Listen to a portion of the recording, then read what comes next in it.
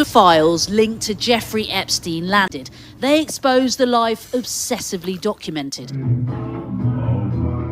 Like this video of the convicted paedophile dancing. A billionaire who used his enormous wealth to abuse and hid behind a luxury lifestyle. Ooh. The Epstein files contain videos of massages, private jets and pools. I've never seen so many beautiful girls.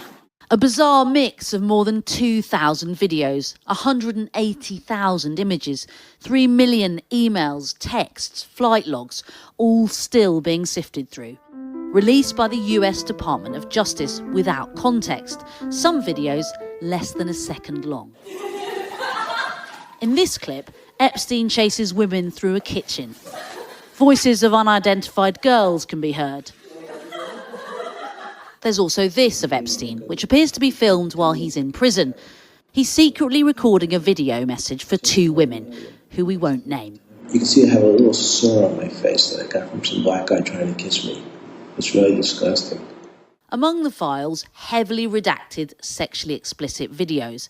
And it's not just Jeffrey Epstein's personal images. The files also contain videos captured by the US authorities. Here, Ghislaine Maxwell, in 2016, being questioned over Virginia Giuffre's civil case. Who were the other 17-year-old masseuses they were aware of? I'm not aware of any. Were there any 16-year-old masseuses you were aware of? I'm not aware. Any 15? Look, I just want to be clear. The only person that I'm aware of who claims to have been, and we have to, whilst I've established that I was 17, given that she has changed her age so many times. And here she is in July 2020, a glimpse into her life inside her cell. She was waiting to hear whether or not she would be granted bail. And outside it, relaxed, making phone calls, some lasting more than 20 minutes, while facing charges of recruiting women and girls, including a 14-year-old. On Monday, Maxwell will be testifying under oath before Congress. The committee will be investigating the government's handling of the Epstein files. There is this footage from Epstein's Paris apartment. Pharrell Williams' happy plays as a woman dances. A DNA paternity test can be seen on Epstein's desk.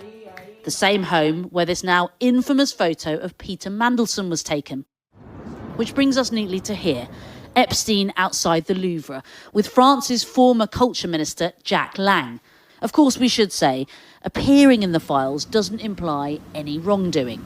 Well, The files show excess, hotel rooms, flat... that's kind of wild to say that while, putting up a B-roll footage of Woody Allen, who is, he's just a pest in his own right, even before the Epstein stuff, right? So kind of an odd choice there if you're trying to protect the image of some of these people that were affiliated with Jeffrey Epstein. Interesting. Cars, selfies. In one clip, Candle in the Wind plays from his personal playlist on board what appears to be Epstein's private jet. Millions of files with little explanation. For survivors, the release reopens old wounds. While context is often missing, discomfort isn't. We've now been through more than 60,000 photos and videos and thousands more emails in the Epstein files. Here's what you need to know. Bill Gates is the latest high-profile figure to face pressure after being named in the files. This photo of him is taken from... Yeah, not everyone mentioned in the Epstein files is affiliated with Jeffrey Epstein. Obviously, Norm Finkelstein is a great example of that. Norm Finkelstein was told them to fuck off, basically, when they were trying to establish connection. I think they even talked about anti-Israel celebrities, and Zayn Malik is mentioned in the files for that reason, because he was mentioned as an anti-Israel celebrity. But then there's also the Bill Gateses of the world. And Bill Gates, of course, is heavily involved and implicated trying to figure out a way to rid his wife at the time, Melinda Gates, of a STD that he most likely contracted from someone on the island. We don't have the context around it. And again, merely appearing in the files isn't a suggestion of wrongdoing. Now, in one email sent by Jeffrey Epstein to himself, a draft email, was never sent on to anyone else. He accuses Bill Gates of catching a sexually transmitted infection and then secretly trying to provide antibiotics to his wife at the time, Melinda Gates. Bill Gates has rejected that allegation, saying it is false, and says he regrets ever meeting Jeffrey Epstein.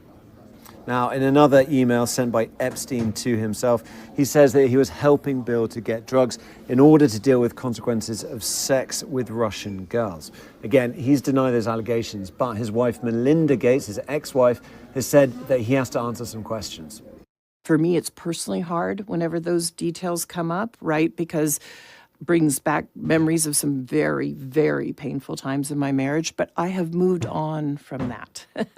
I purposely pushed it away and I moved on. I'm in a really unexpected, beautiful place in my life. So whatever questions remain there of what I can't even begin to know all of it, those questions are for those people and for even my ex-husband. They need to answer to those things, not me. The co-founder of Microsoft has not been accused by any of Epstein's victims, and he called the allegations absurd and completely false.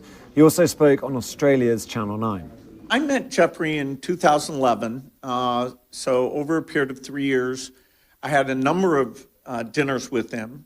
The focus was always, he knew a lot of very rich people, and he was saying he could get them to give money to global health. You know, it's factually true that I was only at dinners, you know, I never went to the island, I never met any women, and so, you know, the more that comes out, the more clear it'll be that I don't know about that, big dog. Although the time was a mistake, it had nothing to do with that kind of behavior. We've also unearthed more emails detailing the relationship between Peter Mandelson and Jeffrey Epstein. This is an email from 2010 where Peter Mandelson says he's gone to a spa. It was great, apart from the lack of happy ending. Now, whether that's a joke or not, it's notable that Mandelson is using sexualized language here, because when he's previously talked about his relationship with Epstein, he said that as a gay man, he was kept away from the sexual nature of his life. And then there's this, another email. Bro tried to hit the Kevin Spacey. I'm gay. Like as though that means that you're not. You can't be engaging in criminal acts. Exchange. And this one was sent on the day that Jeffrey Epstein was released from prison in 2009 after being convicted of soliciting child prostitution. He says, free and home. Mandelson writes back, how shall we celebrate? Those are the names of two strippers. Mandelson replies, from now on, grace and modesty should be discovered in London. We've also found new video of Jeffrey Epstein himself, apparently in detention, apparently sending a covert message to two women. We're not naming the two women. And he appears to be in detention because of the clothes he's wearing, the context in which he talks, and the backdrop. Okay, so Darren and I are sitting here. You can hear the echo. I'm pretending I'm talking to Darren. So, hi Darren. So, you guys having a good time? You can see I have a little sore on my face that I got from some black guy trying to kiss me. It's really disgusting. With his tongue. Oh, it's really, Anyway, I have pictures up on the wall. I had to borrow the Scotch tape to get the pictures on the wall. I'll talk to you guys later. Bye. That video is in stark contrast to most of what we've seen in the Epstein files, which show him living an extravagant billionaire lifestyle. Instead, we see where his crimes led him. So too with this more than 400-page report from the FBI investigating his death in custody. That was eventually ruled a suicide.